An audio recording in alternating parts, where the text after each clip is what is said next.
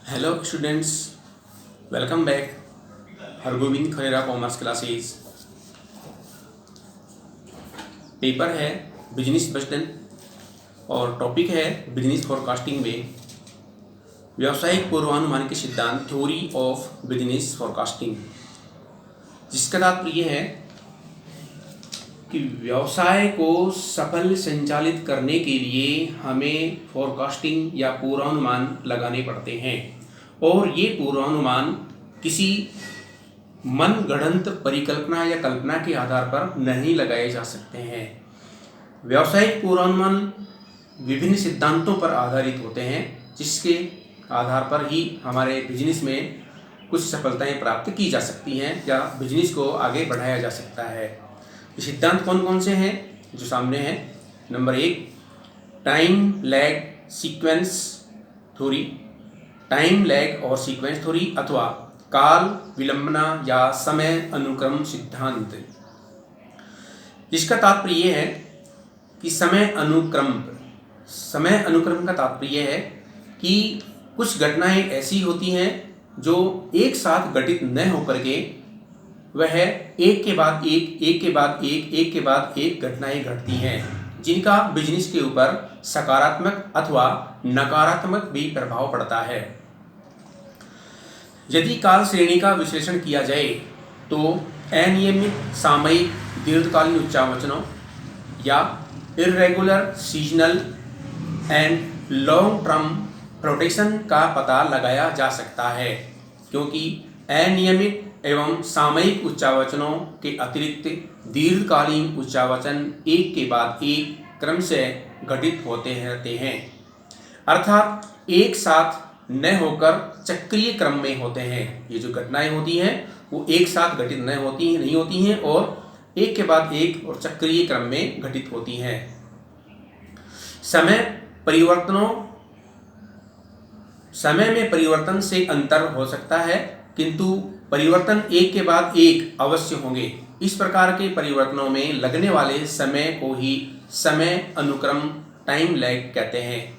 उदाहरण के तौर पे यदि किसी देश में मुद्रा की पूर्ति में वृद्धि होती है तो अन्य बातों के समान रहने पर अथवा अर्थशास्त्र की सभी अन्य बातों के समान रहने पर मुद्रास्फीति की स्थिति उत्पन्न हो जाएगी। इससे विनिमय शक्ति पर प्रभाव पड़ेगा, जिसके कारण थोक मूल्यों में वृद्धि होगी, तत्पश्चात फुटकर मूल्यों में वृद्धि होगी, जिसके परिणाम स्वरूप जो क्रेता होते हैं या वर्कर होते हैं, उपभोक्ता होते हैं, उनके जीवन पर विपरीत प्रभाव पड़ेगा, उनका जीवन स्तर नीचे की तरफ चला जाएगा, जिसको ठीक करने के लिए या उपभोक्ताओं के जीवन स्तर को सुधारने के लिए मजदूरी में वृद्धि करनी होती है। और मजदूरी में वृद्धि करने से जो स्थिति होती है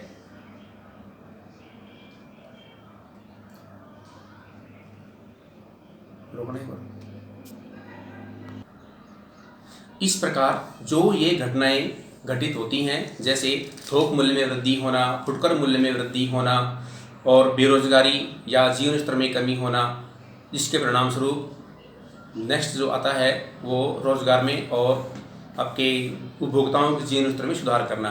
तो ये एक के बाद एक घटनाएं लागू होती हैं और इन घटनाओं में सभी में लगने वाले समय को टाइम लैग कहा जाता है, समय अनुक्रम कहा जाता है। अब हमारे पास में आता है topic number 2, action and reaction theory, क्रिया प्रतिक्रिया सिद्धांत, जिसका तात्पर्य है कि यह सिद्धांत भौतिक विज्ञान के नियम पर आधारित है कि कोई भी क्रिया की जाती है तो उसके परिणाम स्वरूप प्रतिक्रिया होती है।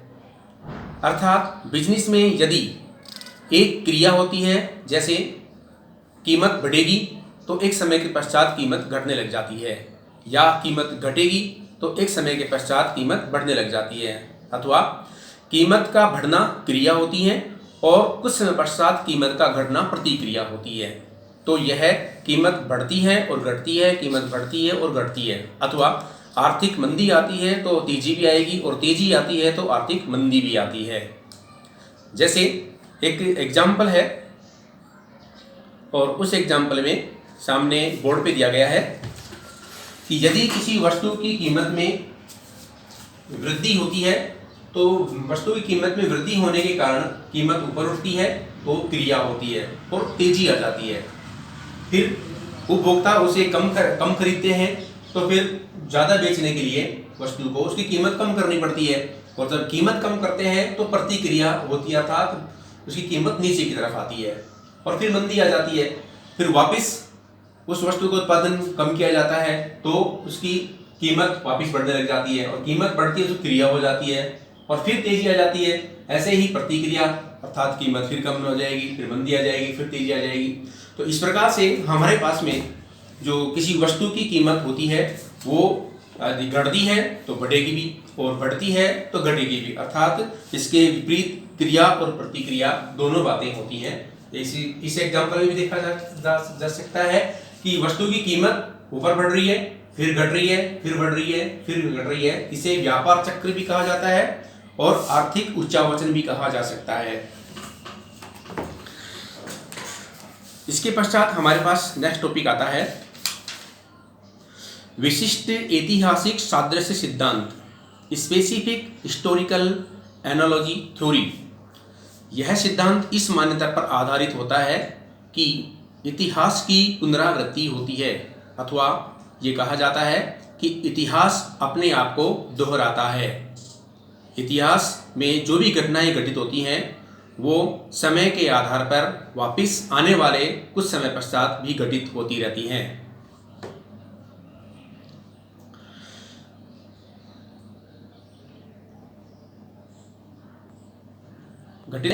और ये कहा जा सकता है कि हमें हमारे बिजनेस में कुछ पूर्वानुमान लगाने हो तो पूर्वानुमान लगाने के लिए जिस समय पूर्वानुमान लगाए जाते हैं उस समय से संबंधित पूर्व में घटित हुई घटनाओं को आधार मान करके और उनका अध्ययन, रिसर्च और एनालिसिस करके हम पूर्वानुमान लगा सकते हैं। क्योंकि यह माना जा सकता है कि जिस समय जो घटनाएं घटित पिछले वर्षों में हुई थी वो घटनाएं इन वर्षों में भी और इन्हीं समय के आधार पर घटित हो सकती हैं।